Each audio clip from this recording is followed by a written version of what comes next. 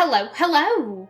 My name is Callista, and welcome back to When the Night Comes. In the last episode, we were speaking with Omen. He was being a little bit off, and he tried to walk away, and Camille...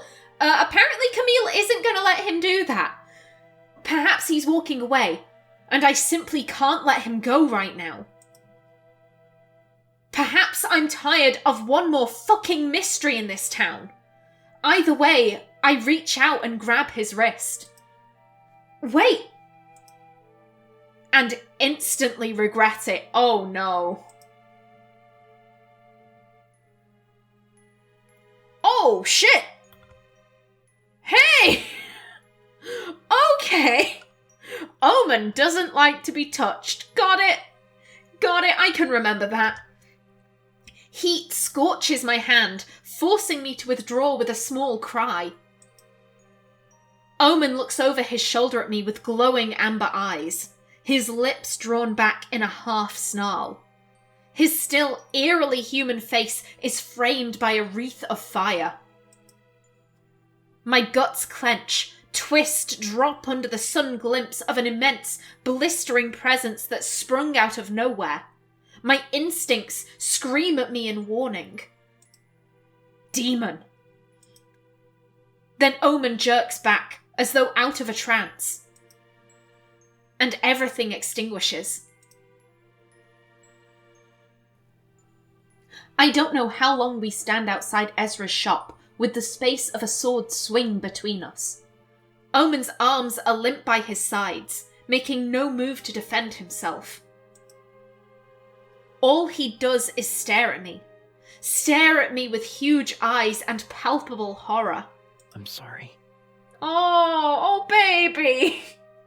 We did that. We grabbed you and you reacted like, oh. I force my mouth to open to tell him it's all right. I have had worse, really, but I can only pry my jaw apart. The words I can't force through. He's not waiting to hear them. He's stepping away. 1, then 2, then 3, and he turns around and flees. I can't move my legs to follow. By the time I get enough control of myself back, Omen's already long gone. In hindsight, I'm glad I couldn't follow him. It takes a tremendous effort for me to pry my stiff fingers from the comfort of my weapon. I'd been sitting in my room at the Wolf, waiting for the sun to set. Waiting for darkness to fall so I can carry out my next move. No messenger had come to summon me to headquarters, and neither had August come to bang down my door. I gather that the identification of the deceased hunter is taking a little longer than expected. Or... Many dark things cross my mind, but I push them away. I meant it when I said that I'm tired of being pushed from pillar to post, kept in the dark. Enough is enough. If this town wants saving, then I'll do it on my terms. Hey, get in there, Camille. Show some backbone. So she goes to yell at August. Of course she does. The door to August's office is thankfully unlocked, and I'm pleased to discover that it's empty. The desk is in its usual disarray, papers and books haphazardly strewn across its surface. I take a deep breath and head straight for the filing cabinet I've seen August rummaging through so often, and I carefully open the drawers. Apparently, Piper has her own, a whole portion dedicated to her reports, an impressive feat. After much rummaging, I eventually find Aya's papers stuffed at the very back of the bottom drawer. If I didn't know what I was looking for, they'd have easily gone unnoticed. It certainly looks like August has tried to hide them, which only increases my suspicion. I find her transfer papers, a glowing letter of recommendation from her previous enforcer. Her records are clean with no discrepancies, nothing but praise. I see the words kind and thoughtful repeated multiple times, and the only complaint, if you can call it that her enforcer had is that she was overly cautious. Then I find it.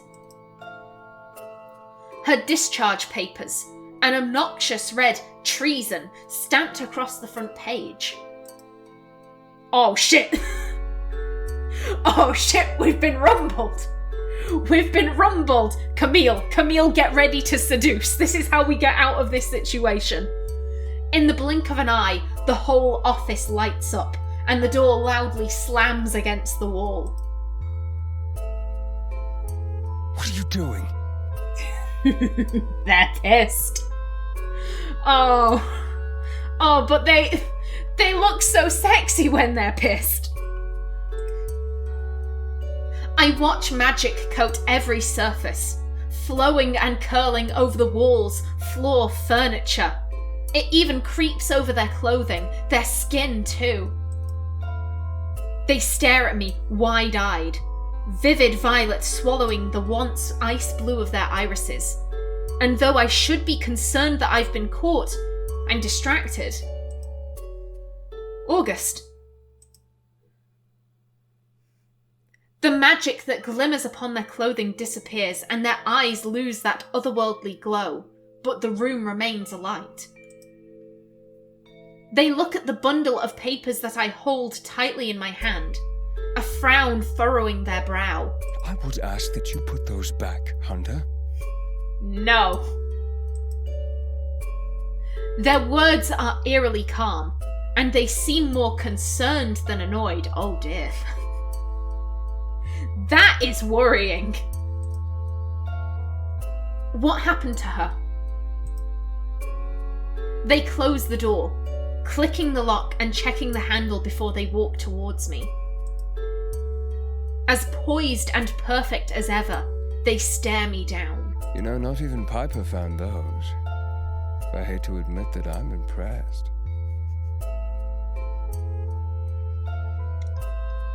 I feel the thirst rising. I can feel it in my soul. Jesus. August. They unfurl their fingers in a silencing gesture, and I pause.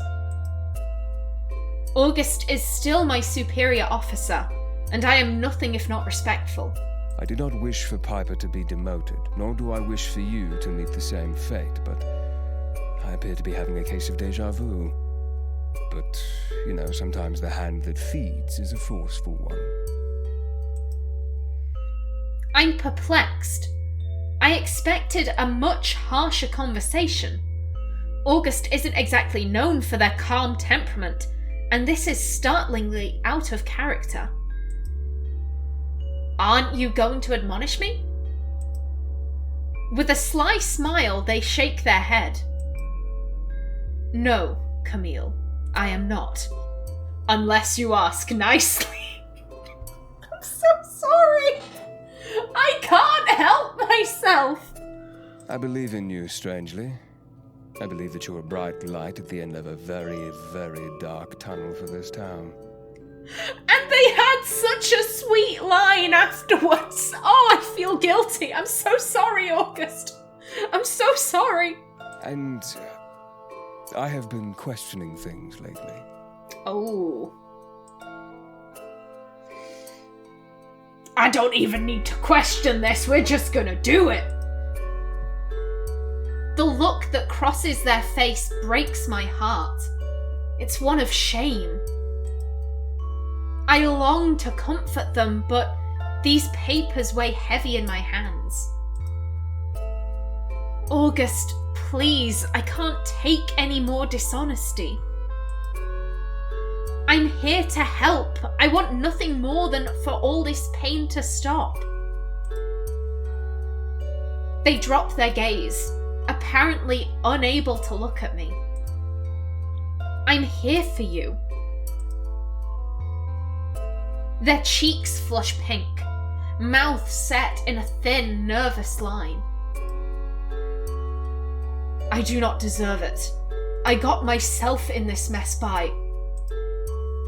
They catch themselves. No, don't! Tell me more! Tell me more! I do not deserve it. Yes, you do! I cross the room, the papers discarded, and I stand face to face with them. Help me, August. I tentatively reach for their hand, and they take it without question, lacing their long fingers with my own.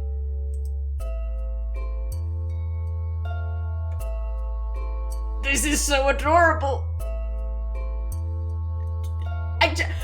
I just... Every time there's a scene with these two, my heart is just like, oh, I'm going with August. I don't need to question this anymore. I mean, I'm probably still gonna flirt with everyone, but when push comes to shove, none of the other characters make me feel this way. Thin a little bit, but August is lovely. August is adorable. The markings brighten, thrumming in time with what I assume is August's hammering pulse. People are terrified, and I think you are too. What did this girl do to deserve to be forgotten? If I told you that I do not know, would you believe me? My gut says no, however...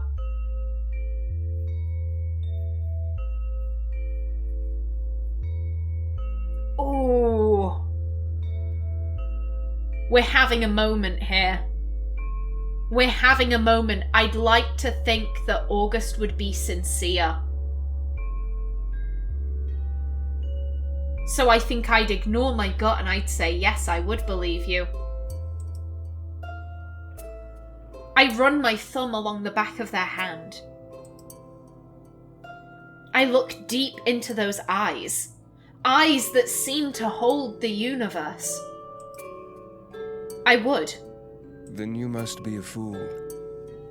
Why? Why do you do this to me, August? What is this? What is this feeling I have? Ow!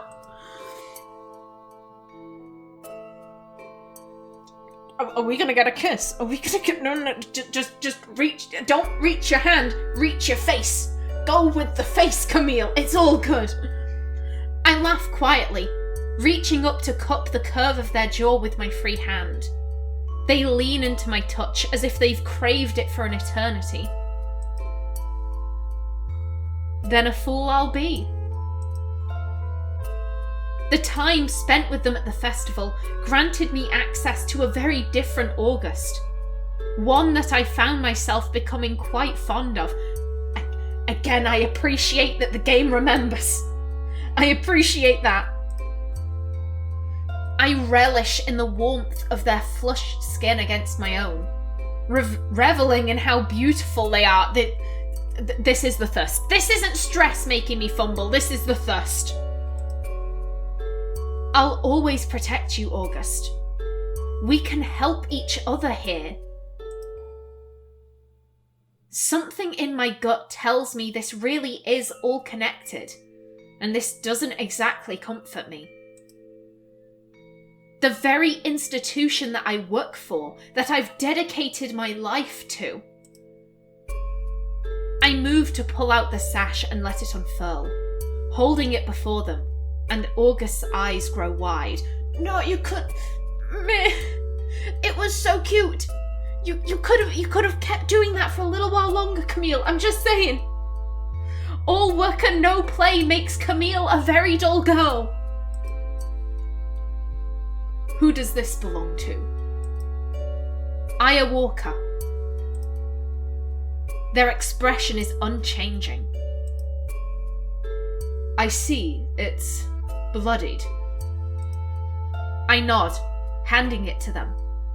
They carefully lay it across their palm, studying it intently. Heavily and torn to shreds. Whatever happened, she put up a fight. They frown, their lips pursed. Something is clearly perplexing them.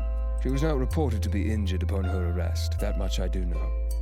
Something like that wouldn't be omitted.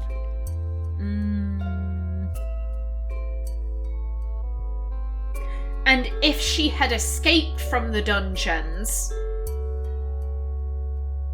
that I'm pretty sure someone would have mentioned that, there's an escaped hunter, an escaped ex-hunter.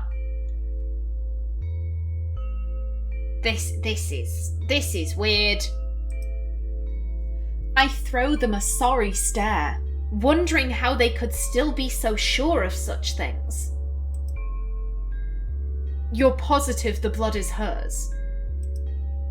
I want to tell them how I know, but I can't implicate Ezra nor Alcar, not after they were both so clearly terrified. I'm sure, and I'm going to need you to trust me on that. Strangely, they don't question it. Instead, they sigh, placing the sash upon their desk. She was yours, August. Don't you want to know what happened to her? I want to see her, to visit the dungeon. They glance out of the window, and another heavy snowfall coats the icy street outside. I think you need to take a seat. I have a few confessions. August! August, no! I can hear the rush of my blood pounding in my skull as I take a seat. My heart trying to escape the restrictive cage of my ribs as I stare my enforcer down. August's fingers are visibly trembling. All colour has drained from their skin, and I'm fearful that they might faint. They draw in a shuddering breath and reach for one of the drawers in their desk, pulling out a vial that glows a vivid lavender. The witch drugs! We saw this in, it would have been part 2.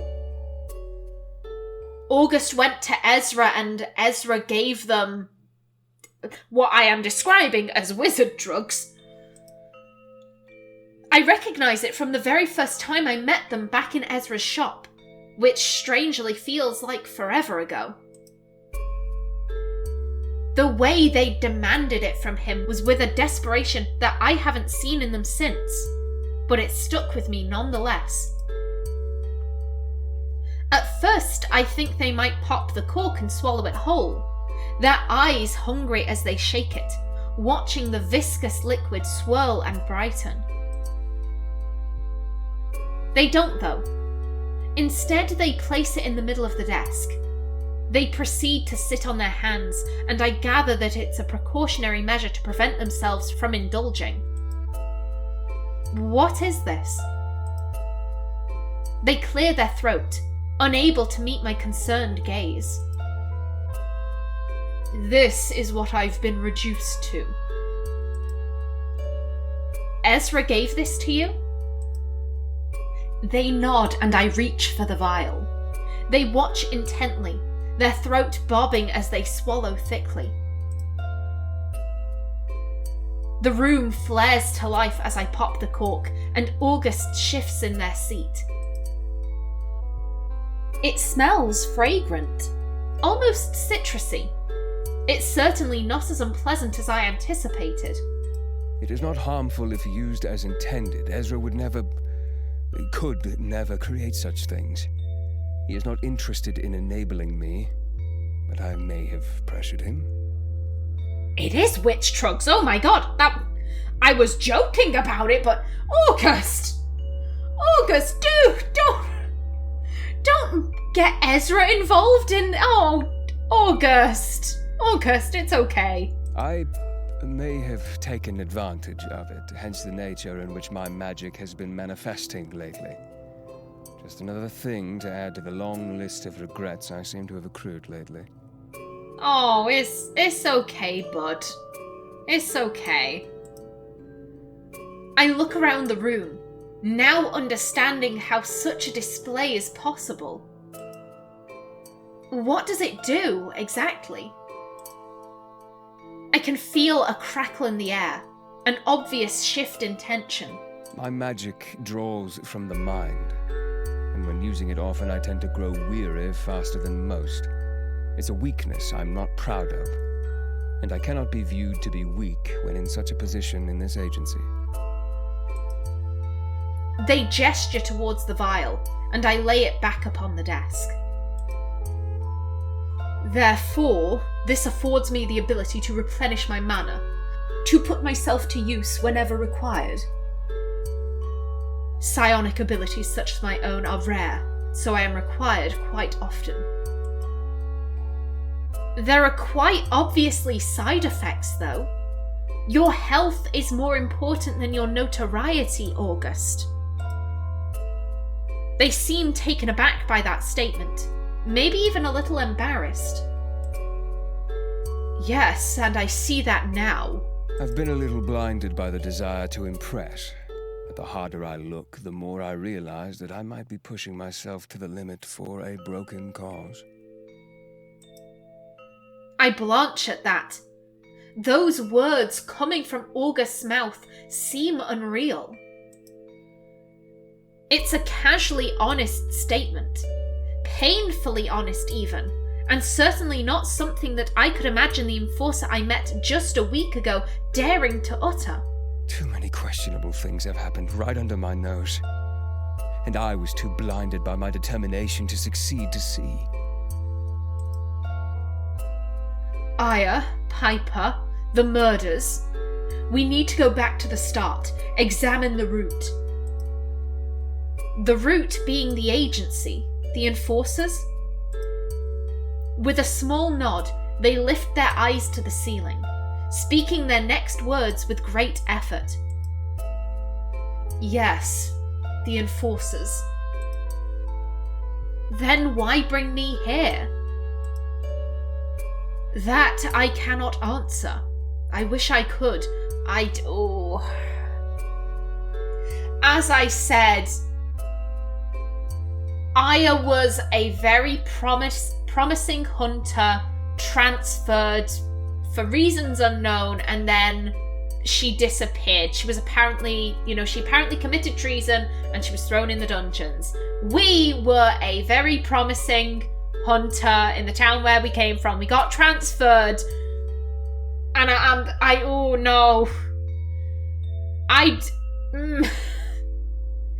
it's too similar. It's too similar. That is way too much of a coincidence. I don't like it. That I cannot answer. I wish I could. Ask about Piper, ask about Aya. This is where I'm most curious, to be honest. Tell me about Aya. They rest their elbows upon the desk, steepling their fingers. There's not much to tell, really. She transferred here only a few months ago. We'd barely become acquainted when she was arrested, though Piper took a liking to her. A small smile crosses their lips. They worked well together, and I finally got to catch up on the ridiculous amount of paperwork I'd accrued during my time spent in the field with Piper. Why were you in the field? Well, things have been a little busier than usual here in Lunaris lately. Creature activity has been at an all-time high these past few years, and Piper and I made an unstoppable team. I contemplate that for a moment. For any peak in activity is usually for a reason. It's been worse the past few years? Not always this bad? They shake their head. Not always, but it almost seems normal now. I make a mental note to remember this, to pry later. So, her arrest. One day she was just gone? No explanation? It was reported that she went on an unsanctioned hunt. I wasn't aware, and neither was Piper. We never saw her again. I reach for the papers that sit upon the desk between us. Harry's signature as clear as day. What did I say? You didn't question it? An uncomfortable shift, a squirm almost. I did not. You don't question Harry. He's given me no reason to. I watch them carefully, the furrow in their brow deepening as they quite clearly second-guess their own statement. Something isn't right here, and Aya's situation feels too convenient to me. Don't you agree? With a sharp inhale, they sit back in their chair. A little of their tension seems to melt away, but the sadness still lingers. I do. And what about Piper? You mentioned that you didn't want Piper to be demoted. So what happened? Their gaze flickers to the side, staring out of the window at the snowy street. After Aya's arrest, Piper became unsettled. Rightfully so, now I look back. She wouldn't stop rambling about a theory she had about the agency. Corruption, slander, all nonsense to me at the time. She was caught trying to break into the dungeons and rifling through my files. Just like you were this evening. I clear my throat, offering them an apologetic grin. I was too infuriated to truly think straight, and before I got the chance to defuse the situation, Harry caught wind.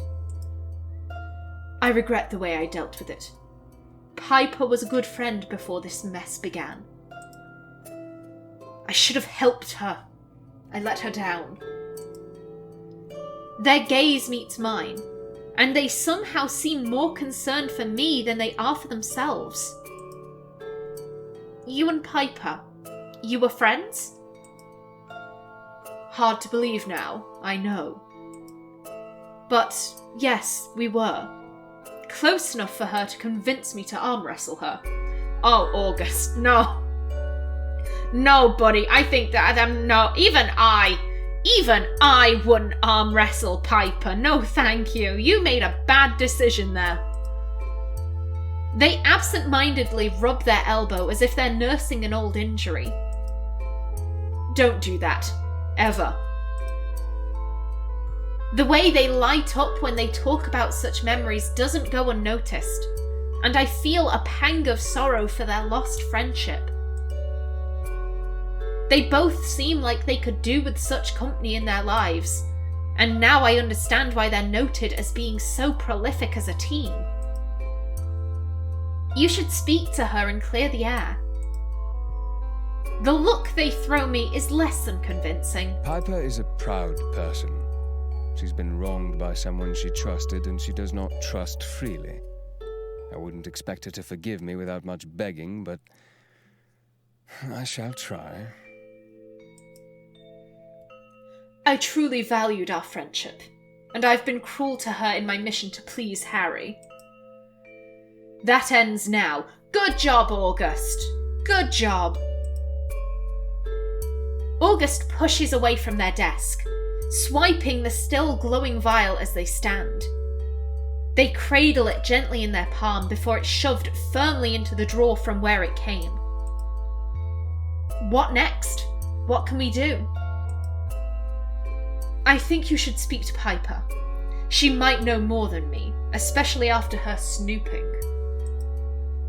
I stand too, my touch lingering upon those discharge papers.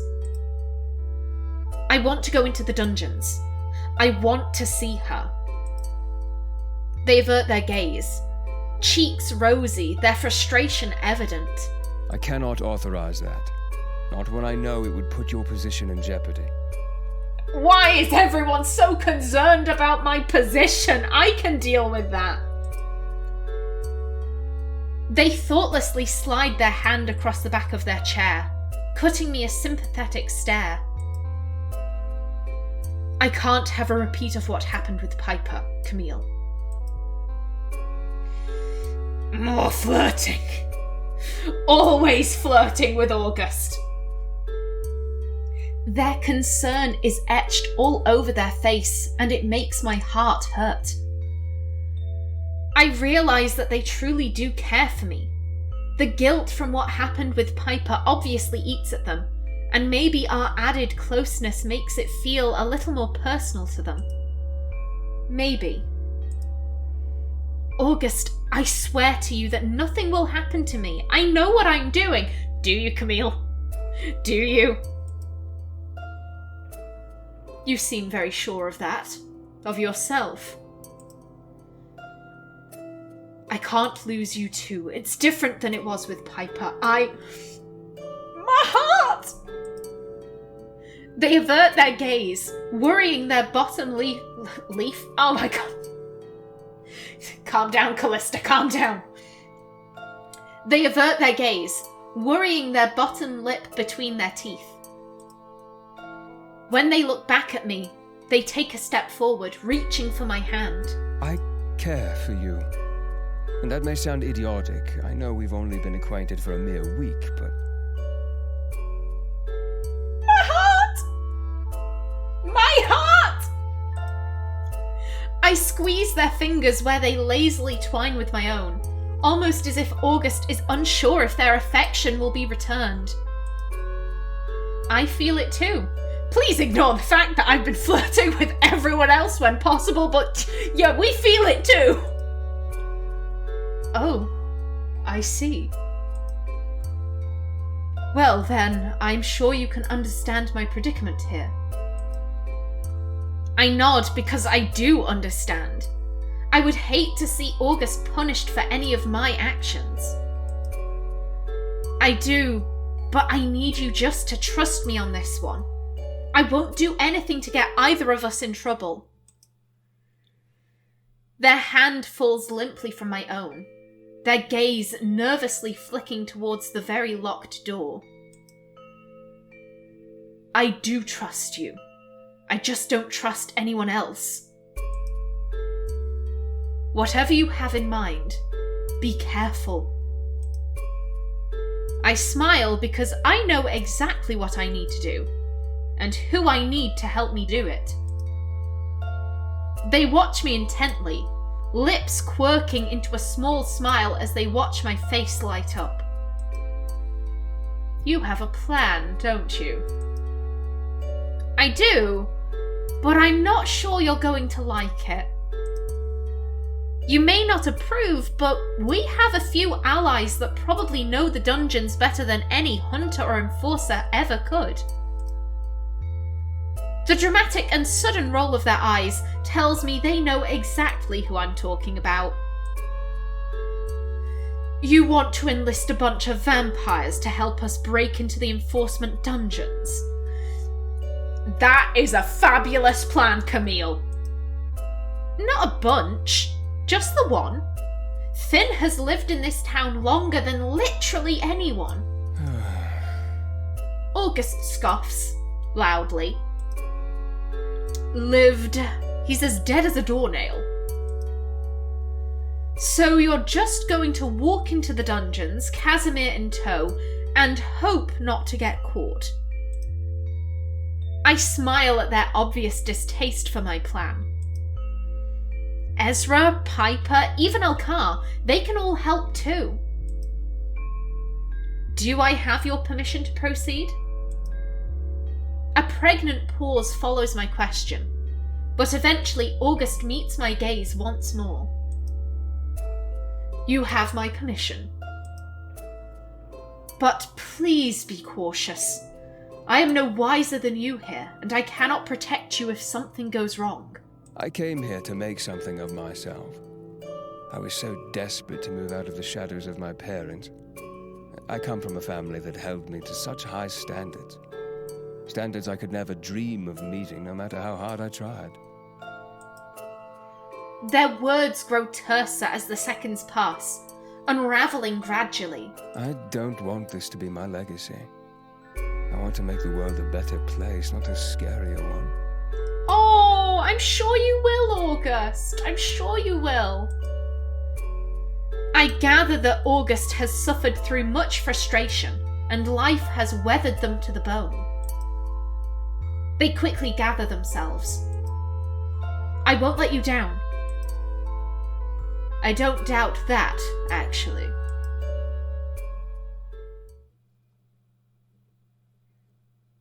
And I think that is the end of chapter 3, I believe. And so I am going to end the episode right here. In the next one, we prepare to break into the dungeons. But until then, please remember to like if you enjoyed, leave a comment below, and if you wanted to subscribe, it would be very much appreciated. I've been Callista. Thanks for watching, and see you in the next episode.